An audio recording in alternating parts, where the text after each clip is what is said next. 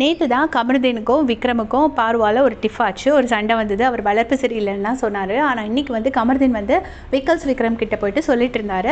இந்த மாதிரி நேற்று நெய் எடுத்ததுக்கு போய் அவள் அப்படி பண்ணிட்டா, ஒரு ஸ்பூன் நெய் தானே, கிச்சனில் வந்துட்டு அப்படி ஏதோ இவள் கிச்சன்லேயே பிறந்து வளர்ந்த மாதிரி ரொம்ப ஓவராக சீன் போடுறா. ஆனால் நம்ம ஒரு 5 தோசை ஊற்றிடுவோமா, நாளைக்கு மார்னிங் தோசை ஊற்றிடுவோமா அப்படிலாம் கேட்குறா அப்படின்னு சொல்லிட்டு கமருதீன் வந்து கோவப்படுறாரு. நான் மட்டும் அப்போ என்ன கெட்ட பேர் வாங்குறதுக்காக எங்கள் அம்மா அப்பா என்னை பெற்று போட்டாங்க, பண்ணுறது எல்லாமே அநியாயம் தான். வைல்ட் கார்ட்ஸ் வந்தவுடனே அவங்களுக்கு எகென்ஸ்டாக ஒன்று பண்ணிகிட்டு இருந்தா, எப்பயுமே ஏதாச்சும் ஒரு தப்பு பண்ணிகிட்ருக்கா.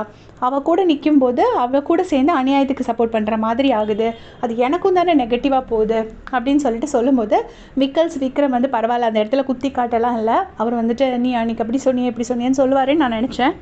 பட் அவர் வந்து அந்த இடத்துல சென்சிபிளாக அட்வைஸ் பண்ணுறாரு. ஆமாம், அந்த கேமில் வந்து நம்ம பார்க்கணும், ரொம்ப மற்றவங்களுக்காக யோசிச்சுட்டு இருந்தோம்னா நம்மளோட கேம் ஸ்பாயில் ஆகிடுங்கிற மாதிரி 2 பேரும் பேசிகிட்டு இருக்காங்க.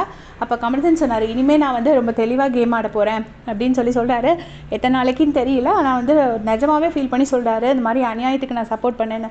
ஸோ எனக்கு இப்போ என்ன சந்தேகமாக இருக்குது அப்படின்னா, அப்போ இவங்களுக்கு எல்லாருக்குமே அப்போவே ஒரு சந்தேகம் இருந்திருக்கு, தெரிஞ்சு தான் சப்போர்ட் பண்ணியிருக்காங்க போல இருக்குது.